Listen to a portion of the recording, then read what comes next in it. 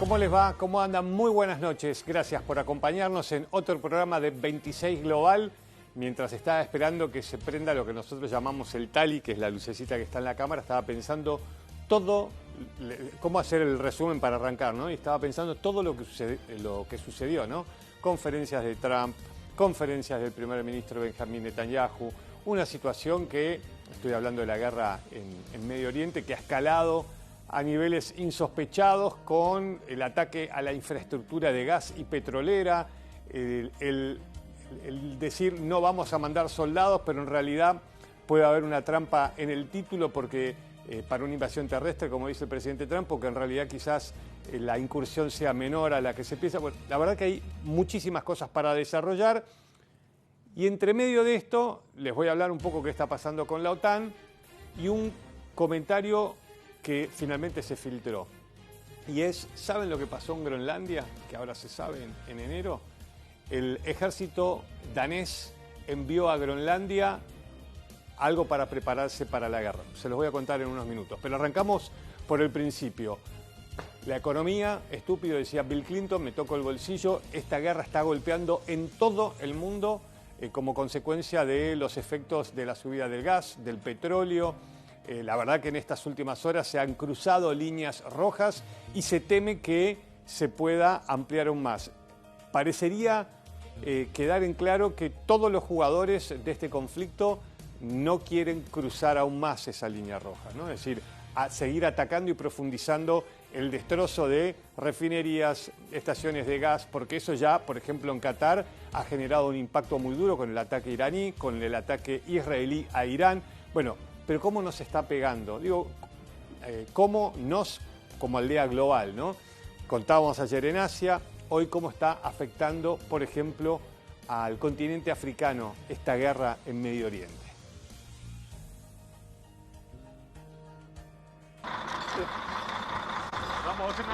El humo negro que brota de los depósitos de petróleo en Teherán no solo oscurece el cielo de Irán, también proyecta una sombra de incertidumbre sobre los aeropuertos de algunas ciudades africanas como Ciudad del Cabo, Johannesburgo o Mogadiscio. La parálisis en el estrecho de Hormuz, punto vital para el tránsito de crudo, provocó un choque energético que hoy pone en jaque la conectividad del continente africano. Con las rutas de importación cortadas desde Omán y Arabia Saudita, las aerolíneas sudafricanas ya implementaron recargos en sus pasajes. No es solo una cuestión de precios, es el miedo real a que los aviones se queden en tierra de forma inmediata. Obviously, if fuel availability, because it comes out of the Middle East and that's where most of our fuel comes from, running out of fuel is going to have a major impact on all the businesses because you're grounded with immediate effect. And then also pricing, you might just not fly simply because the pricing just gets out of hand and it becomes unaffordable for most people that travel. And that will have a major impact grounding our fleet. La inestabilidad es tal que planificar un vuelo se volvió una apuesta de riesgo. En los hangares de Johannesburgo el personal testea cada gota de combustible con una precisión quirúrgica, conscientes de que su valor puede ser drásticamente distinto al aterrizar en su próximo destino. And the instability on the pricing makes it very challenging to move around. You fly to airports all over Southern Africa, West Africa, East Africa, and you bargain on certain pricing when you get there, but by the time you get there the pricing's changed, and that's the big challenge at the moment. We do believe that will change. We do believe that if the war continues in the Middle East, the availability is going to become a problem. El problema de suministro se extiende hacia el norte del continente. En Somalia, los depósitos de almacenamiento están llenos, pero las rutas marítimas están bajo fuego. Las petroleras que operan en el país advierten que la capacidad de almacenamiento no sirve de nada si los barcos no pueden salir de la región del Golfo. We have no issue with storage facility. The capacity is good with our market. But the main problem is the supply route. Since we are getting the import from the Gulf region, especially we and Oman, as I've said, that's actually where the water is coming from. The problem is the supply, not the storage. La crisis no solo afecta al turismo o a los viajes de negocios. El sector de la aviación en África es el motor de misiones críticas que salvan vidas. desde vuelos charter hasta evacuaciones médicas. El trabajo humanitario también está sintiendo el golpe directo. Al final del día, lamentablemente el costo del combustible determina quién recibe asistencia y quién no. El conflicto en Irán obligó a las refinerías a buscar rutas más largas y peligrosas, rodeando el Cabo de Buena Esperanza. Mientras los camiones cisterna intentan esquivar el bloqueo, el sector aeronáutico africano se prepara para lo que los analistas ya califican como uno de los golpes energéticos más severos de las últimas décadas.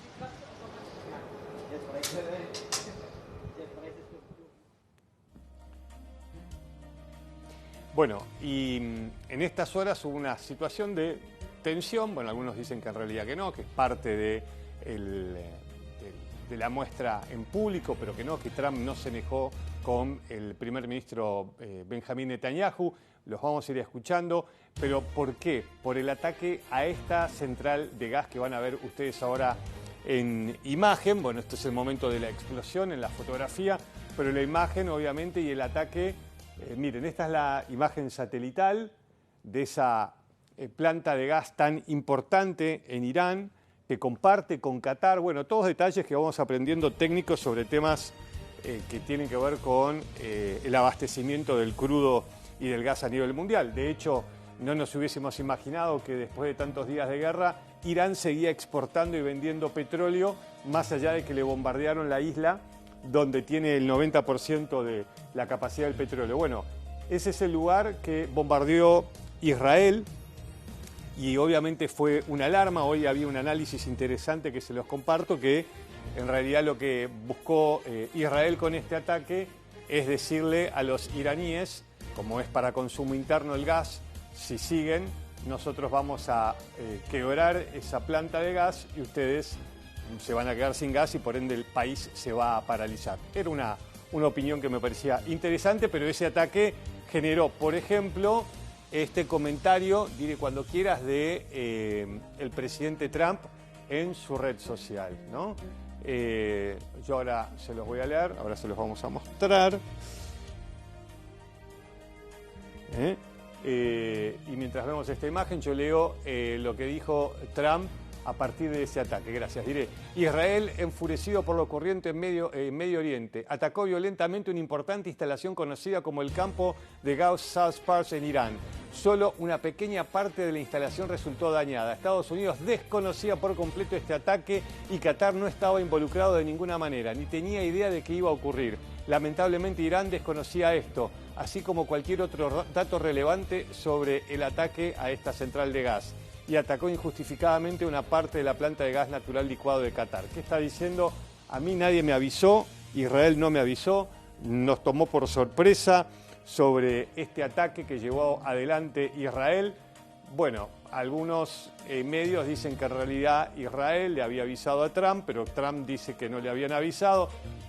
Les comparto la conferencia que dio hoy con la primera ministra de Japón. Después vamos a guardar una perlita muy a lo Trump, increíble, pero habló sobre esta situación, este ataque israelí a la central de gas de Irán, que generó un golpe en el mercado internacional y a su vez una retaliación de Irán atacando una base de gas licuado de Qatar, ¿no?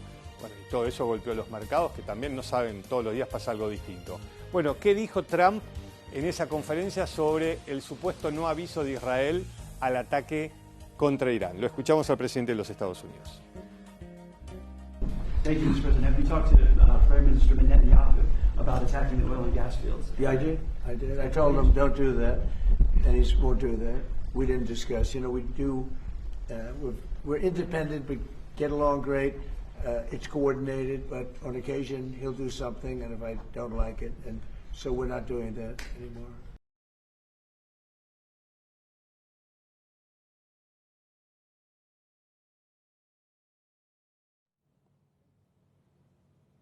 Bueno, lo estábamos escuchando ahí el presidente de los Estados Unidos con las idas y vueltas diciendo que no le habían avisado, pero que sí, pero que no, pero que sí, pero que no. Finalmente habló el primer ministro en una conferencia de prensa. Una de las cosas dijo: estoy vivo, ¿no? Y estaban todos presentes, digo, por toda la especulación que hubo en torno a que lo habían matado el primer ministro Benjamín Netanyahu, parte de las fake news de estos últimos días.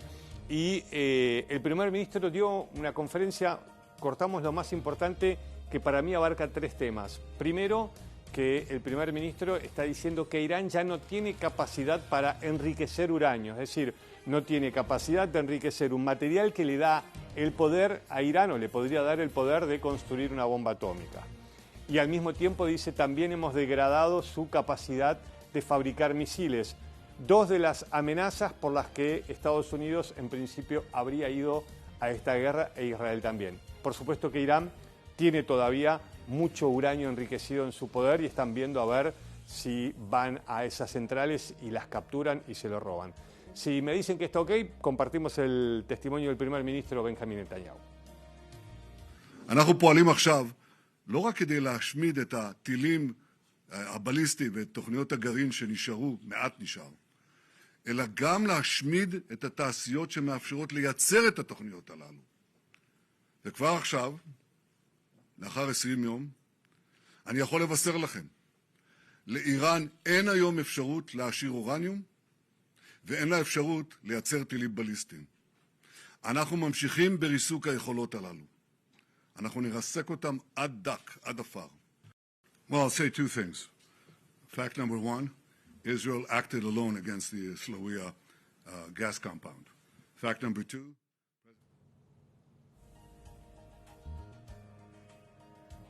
Bueno, ahí estaba sin subtitular, pero ese era el resumen, ¿no? Lo más importante, en algún momento hablaba también el primer ministro sobre el tema de un cambio de régimen, pero bueno, que todo dependía de los iraníes. Decían, bueno, por tierra dicen que no se pueden lograr las cosas, pero por aire no se pueden lograr las cosas, pero bueno, nosotros creemos que sí, y esto hablaba a muchas críticas de analistas militares que dicen, la verdad que bombardeando solo Irán no se va a lograr ese cambio de régimen.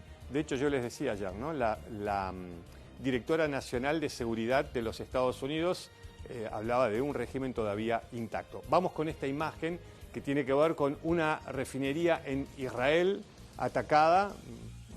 Hubo una explosión, incendios, bueno, todo hace pensar que fue atacada por Irán, y es parte de la amenaza iraní diciendo, si nos vuelven a atacar, nosotros hacemos volar todo por los aires. Es decir, no va a haber ningún tipo de línea roja que nos frene. Y imagínense que si hoy fue un caos con los ataques que se dieron a diferentes centrales de gas y de petróleo, bueno, si esto es masivo, vamos a estar en una situación mucho más compleja.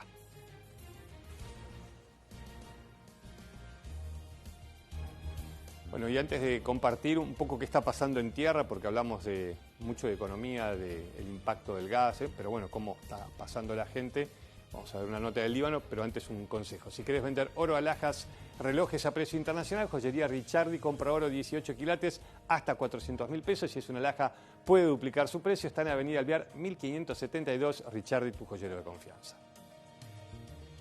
Para vender bien alhajas, relojes de marca, brillantes y oro, Ricciardi. La mejor cotización al instante. Ricciardi está en Avenida Alvear 1572, Recoleta. Definitivamente Ricciardi es de mi confianza. Bueno, uno de los epicentros de esta guerra, por supuesto, es Irán, el país que comenzó a ser atacado el 28 de febrero, después obviamente Israel, Qatar, todos los países del Golfo, pero a nivel de movimiento y crisis humanitaria, el Líbano está pagando un costo altísimo, les decía, 1 millón de desplazados, ya más de 1.000 muertos. Bueno, ¿cuál es la situación en estos momentos?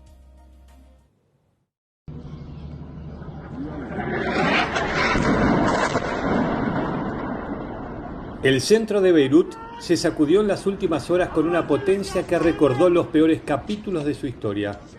Un misil israelí alcanzó un edificio en el barrio de Bashoura y pulverizó la estructura en segundos. Ante la mirada de cientos de civiles que grabaron cómo el bloque de cemento se transformó en una densa columna de humo gris. Aunque el ejército de Israel emitió una orden de evacuación minutos antes, el ataque golpeó una zona que hasta ahora se consideraba segura, fuera de los objetivos principales de esta ofensiva.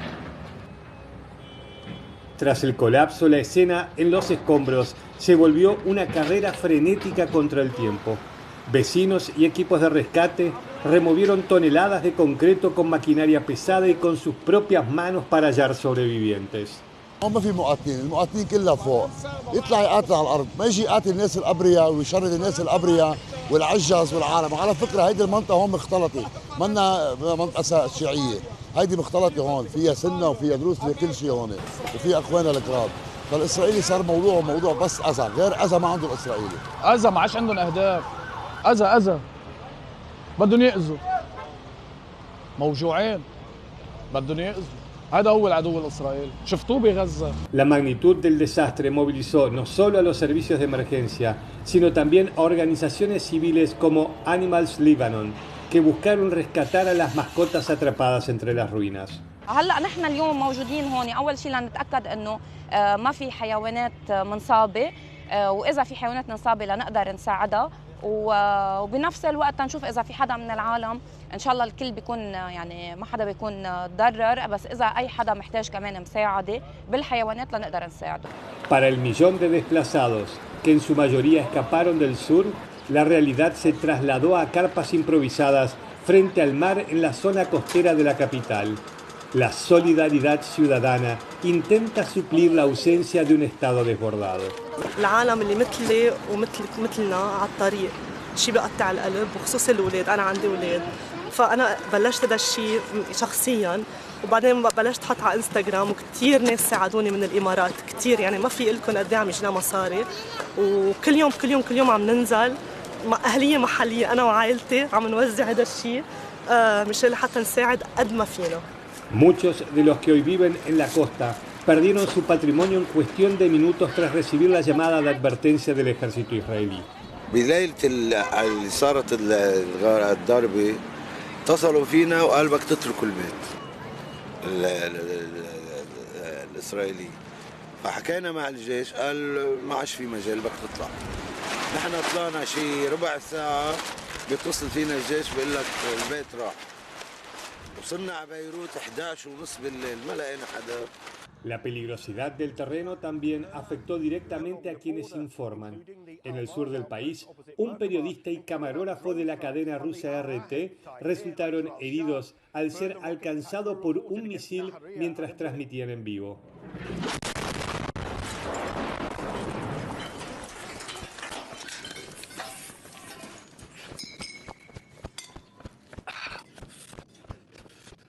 Fucking hell.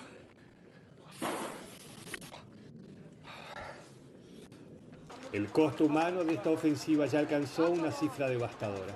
El Ministerio de Salud del Líbano confirmó que los muertos ya superan las 1000 personas. En este escenario crítico, el presidente libanés marcó una postura contundente al pedir negociaciones directas con Israel, mientras lanzó duras críticas a Hezbollah por arrastrar al país a una guerra regional de consecuencias impredecibles. Bueno, cambiamos unos minutos de tema. La imagen son comandos daneses. Yo les comentaba esta información que la dio una cadena pública danesa. La información fue levantada por el diario The Guardian y habla sobre el traslado de bolsas de sangre a Groenlandia y también explosivos a Groenlandia porque se prepararon en el momento más crítico de la situación con Estados Unidos para una invasión de Estados Unidos a Groenlandia, así como lo escuchan. Los soldados daneses con bolsas de sangre y explosivos para hacer volar las pistas que hay en la capital de Groenlandia. Y también se hablaba de la intencionalidad de la Unión Europea de enviar diferentes nacionalidades de soldados, no en mucha cantidad, para eventualmente complicar si había un conflicto armado con Estados Unidos. Esto, Dinamarca, las fuerzas danesas, lo vieron con mucha preocupación después de, ¿se acuerdan? Parece hace 1000 años con todo lo que viene pasando, pero no, de la captura de Nicolás Maduro y el ataque en Venezuela, y que no terminó eso, que Trump decía que quería Groenlandia. Bueno, ahí los daneses pensaron que iban a entrar en guerra con Estados Unidos. Y esto muestra un poco la dimensión de todo lo nuevo y lo diferente que está pasando. Cosas que no han sucedido en 80 años. Entonces la verdad que primero como decían en la OTAN que los soldados que estaban mandando a Groenlandia era para reforzar, para ayudar a Estados Unidos. Claramente hoy nos enteramos que no es así. Y ahora estamos viendo otra situación de ruptura entre la OTAN y Estados Unidos cuando Europa le dice, mirá, esta es tu guerra, la de Irán, nosotros no vamos a ir, puede que veamos con interés porque Irán exporta el terrorismo internacional, bla, bla, pero ahí no nos metemos. Bueno, ahora se está discutiendo a ver si puede haber algún tipo de ayuda. Pero digo, esto, ¿no?, que se está dando entre dos aliados históricos, 80 años, que por lo menos en esta presidencia claramente no parece que va a terminar bien. Repito, un aliado tan importante como Dinamarca preparándose para una invasión y una guerra con Estados Unidos. No entra por momentos en la cabeza. Bueno, sobre el tema de Irán, la OTAN dijo lo siguiente. First of all, in my contacts with allies all over NATO territory, what I'm sensing and hearing is that we all agree, as we always did, that it was crucial for Iran not to get its hands on a nuclear capability, a ballistic missile capability, and what the US is doing at the moment is degrading that capability of Iran, and I think that's very important. This is important for European security, for the Middle East. It is vital for Israel itself. A nuclear Iran would potentially have been a direct threat to the future of Israel, but again, to the whole Middle East and to Europe, including ballistic missile defense.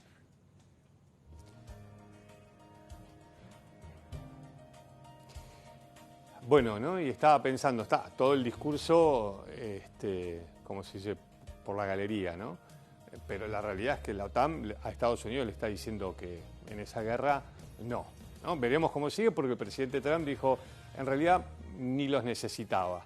Y era un test para ver cómo reaccionaban, ¿no? A veces las declaraciones son alucinantes. Y en marco de esto, en los últimos días hubo una presentación. ¿Se acuerdan que los otros días les mostraba una imagen con una puesta en escena espectacular de un submarino nuclear y el presidente francés Macron, justamente por todo lo que está pasando en Europa y por el quiebre que hay, porque hay que decirlo así, este quiebre y esta falta de confianza de la OTAN hacia los Estados Unidos, Francia como potencia nuclear ha decidido construir más bombas atómicas y no solamente más bombas atómicas, sino tener la capacidad de ponerlos en sus aviones para sobrevolar en los países que levanten la mano y digan queremos esa asistencia, ese escudo atómico, mirando en parte, yo creo, obviamente, a Rusia. En ese momento Macron decía, Estados Unidos, gracias por todo lo que fueron estos 80 años, palabras más, palabras menos, no confiamos ya en ustedes, por lo menos en esta administración. Bueno, en estos últimos días lo que ha hecho Francia, queriendo mostrar ese músculo y ese poderío militar, y creo que el portaaviones que movieron el Charles de Gaulle, que movieron al Mediterráneo, supuestamente por el conflicto de Irán, también es una muestra de poder de Francia. Bueno, ahora los franceses, y lo presentó el presidente Macron, están fabricando un nuevo y más grande portaaviones. De eso tiene que ver el informe.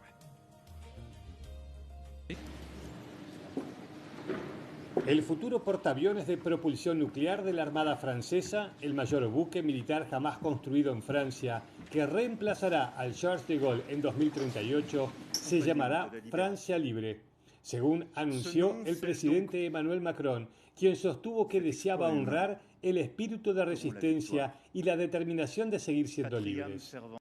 Plus qu'un navire de guerre, il est la démonstration permanente de détermination et d'engagement pour agir seul si nécessaire, avec nos alliés si possible. En momentos de guerra en Medio Oriente y de reajuste a la seguridad en Europa, Macron, que había confirmado el inicio de la construcción en diciembre de 2025, sostuvo que el nuevo portaaviones proyectará el poderío militar francés. Actualmente solo Francia y Estados Unidos poseen portaaviones de propulsión nuclear. China e India cuentan con portaaviones de propulsión convencional. Tras las pruebas en el mar previstas para el año 2036, el Francia Libre entrará en servicio en 2038, con una vida útil de aproximadamente 45 años. Nos alliés attendent de nous que nous soyons au rendez-vous, capables, crédibles, déterminée. Et nos adversaires potentiels doivent savoir que la France est puissance. Ce nouveau porte-avions coûtera près de 10 milliards d'euros. C'est un investissement majeur. La capacidad operativa del buque superará la del Charles de Gaulle, que actualmente se encuentra en el Mediterráneo.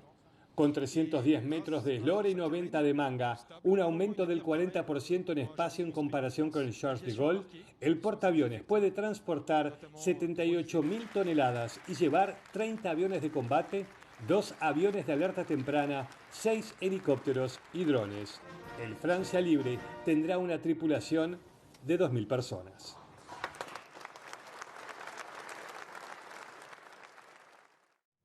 Es toda una puesta en escena, ¿no? Y me acuerdo algo que les comentaba hace mucho tiempo, cuando en Europa los vecinos eran aliados, el gas corría sin problema, ¿no? Parece hace muchísimos años, estamos hablando hace 4 años. Digo, por esta situación de guerra, ¿no? Todo se ha reconfigurado y Francia dice, acá estamos. Bueno, un consejo y continuamos. Se van a enterar cómo están haciendo algunos cubanos para poder moverse con su auto. Combustible no hay, ahora van a ver. En Divanlito el confort se encuentran los detalles en cómo se vive en espacio, en cómo acompaña tus momentos. Podés visitar su página divanlito.com o su local, donde vas a descubrir increíbles propuestas pensadas para tu hogar. Divanlito.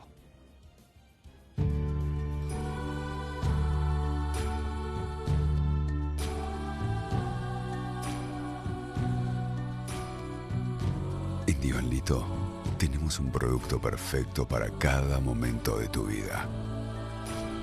Descubrí el tuyo en divanlito.com.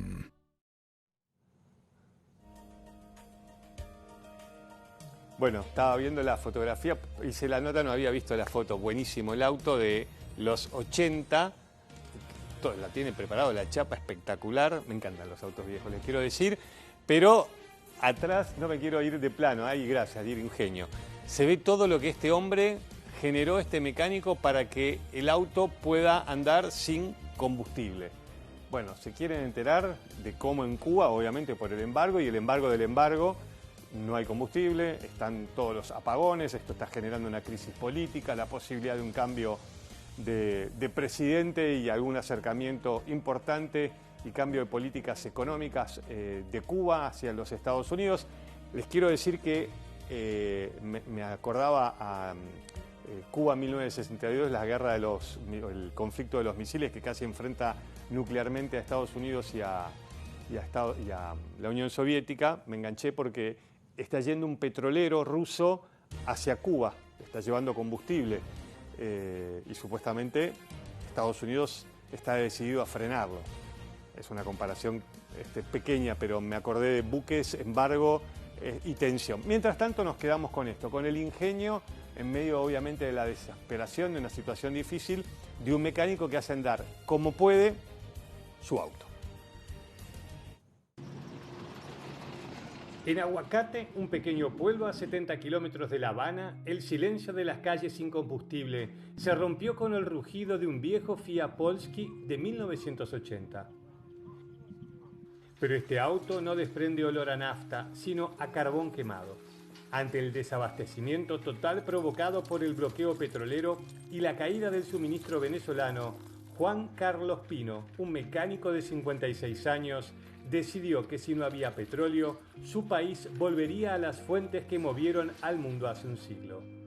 Pino construyó un generador de gas a partir de chatarra utilizando tanques de propano reciclados y jarras de leche para filtrar el humo. El resultado es un vehículo que funciona íntegramente con carbón vegetal, un recurso abundante en las zonas rurales de Cuba. Tenía conocimiento mediante mi tío, que fue mecánico, y que me enseñó los primeros pasos de esa técnica, ¿no? De los gasógenos, de cuando la guerra, de todo eso. Y siempre me llamó la atención.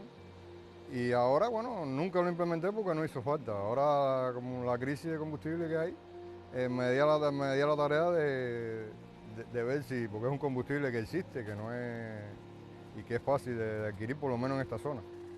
El invento no es solo una curiosidad mecánica, es una respuesta de supervivencia. Con la nafta alcanzando los $8 por litro en el mercado negro y apagones que paralizan a la isla, la movilidad se volvió un lujo inalcanzable.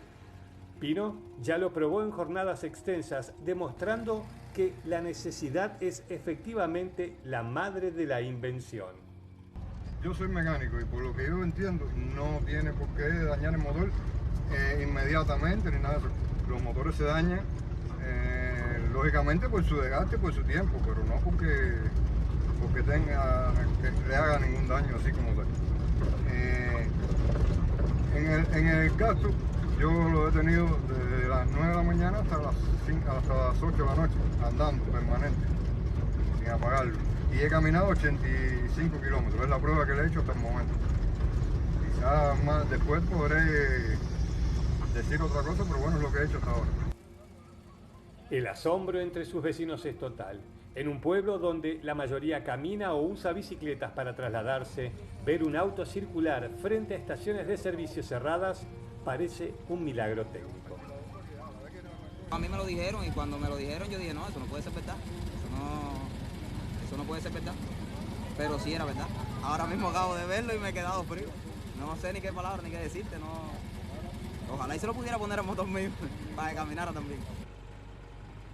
Pino no guarda su secreto, por el contrario, ofrece su conocimiento a cualquiera que necesite sembrar cultivos o trasladarse en tiempos donde la tecnología moderna falló por falta de insumos. Yo pienso que en un momento de crisis como este se debe uno de ubicar en eso, porque es la opción más cercana que tenemos y nos hace falta tener movilidad, nos hace falta poder sembrar, y me parece que sí, que no es complicado. Vaya, desde mi punto de vista no lo veo complicado y yo estoy en la mejor disposición de hacer lo que haya que hacer con respecto a esto. Lo mismo a gran escala que si viene un vecino, que sea, estoy en la mejor disposición de darle mi criterio, mi ayuda e incluso que sea mejor que el mío. Aunque reconoce que preferiría la comodidad de la nafta, Juan Carlos Pino ya avisó que no quitará el tanque de carbón de su Polski. En la Cuba de 2026, su invento representa mucho más que un transporte barato. Es el símbolo de una resistencia que se niega a quedar inmóvil incluso cuando el combustible oficial dejó de llegar.